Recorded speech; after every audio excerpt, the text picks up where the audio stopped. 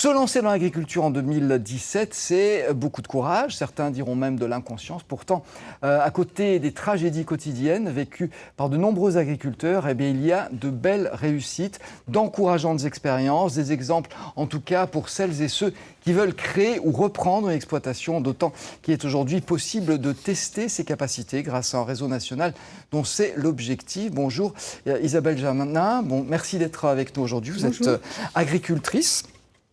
On peut dire que ce réseau national, en fait, qui s'appelle Reneta, réseau national dans lequel vous intervenez, réseau national des espaces agricoles, ça c'est son nom.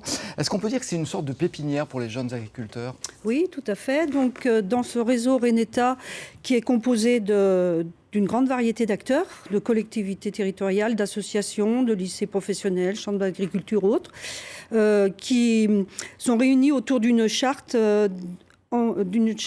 avec des valeurs et qui ont pour objectif d'accompagner des gens pour s'installer dans un développement durable en agriculture. Dans des exploitations, Voilà. Justement, il existe une quarantaine de fermes, Oui. je crois, en France, qui sont mises à disposition de ces candidats à ces tests. Alors, celle dans laquelle vous intervenez, elle est située à Ouche. C'est dans le Roannais, elle accueille 4 personnes. Je crois que vous appelez des testeurs. Ils sont candidats au métier d'agriculteur. Quel profil ils ont, ces gens-là ? Est-ce qu'ils sont issus du monde agricole ?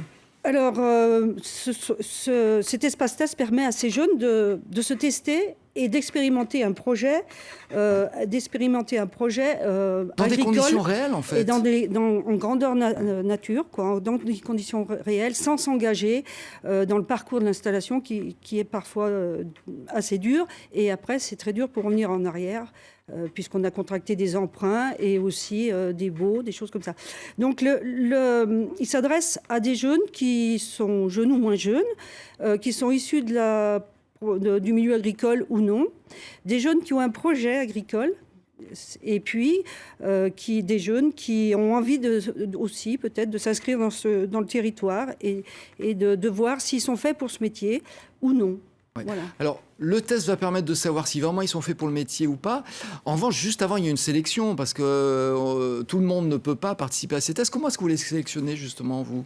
Alors, la sélection, elle se fait au sein de l'association Étamine. C'est donc l'espace test qui est dans ce territoire rouennais et qui a différents partenaires. Le Rouennais agglomération, des associations, des collectivités, des associations, le lycée professionnel agricole, lycée de Chervais.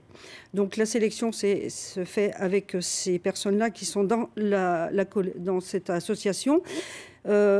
Eh bien, ce qu'on regarde, c'est le projet agricole. Leur motivation motivation.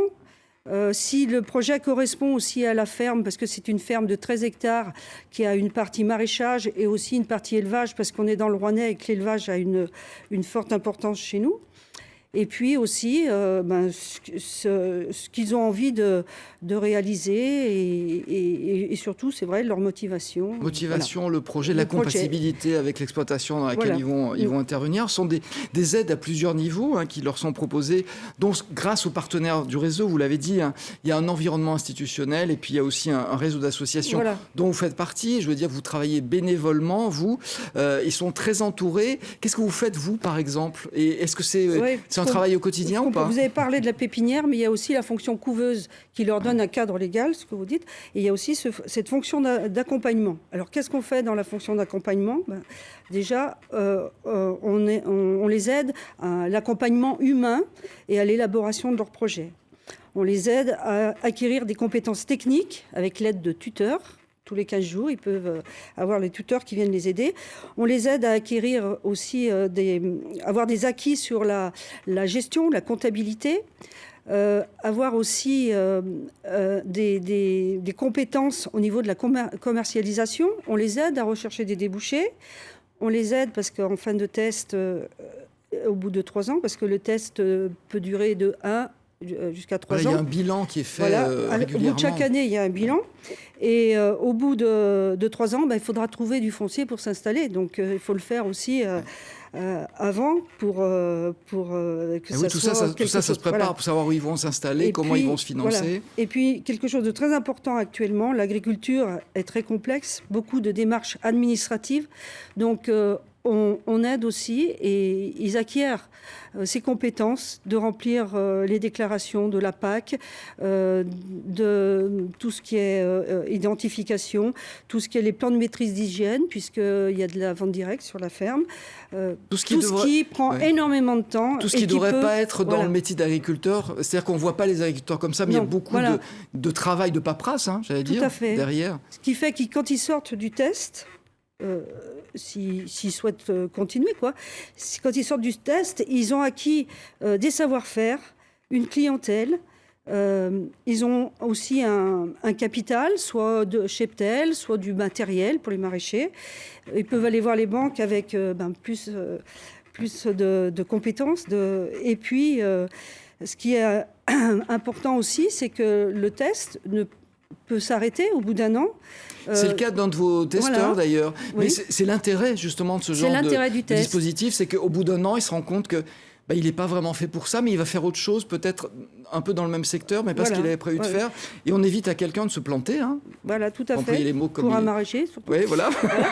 Et si vous voulez, sur la ferme, il y a 2 maraîchers, Adrien et Julien, et puis deux jeunes femmes qui se testent en élevage ovin, production laitière, volaille de chair, poule pondeuse, cochon, et qui font de la vente directe aussi. Voilà. Donc c'est un de nos maraîchers qui arrête.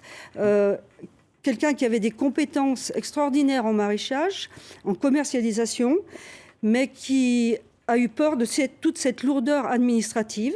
Et qui, du coup, cet acquis va pouvoir l'utiliser. Voilà, il est embauché chez un maraîcher et peut-être qu'il n'était pas prêt, peut-être qu'il s'installera dans plusieurs années.